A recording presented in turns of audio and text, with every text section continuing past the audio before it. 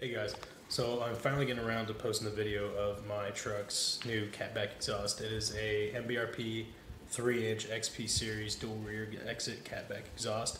I also have the stainless works long tube headers and the wide pipe mid pipe on it with the factory connect.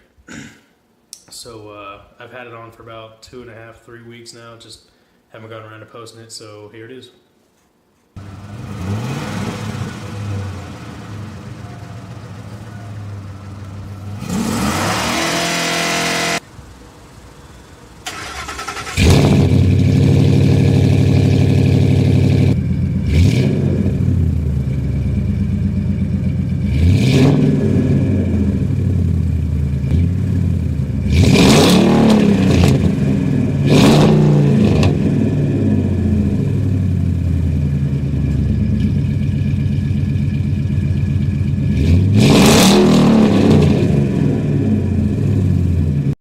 So that is one of the major mods I've had done to my truck.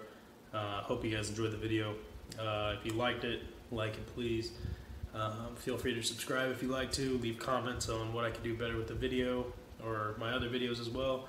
And stay tuned for more on my F150 and also my Fiesta ST.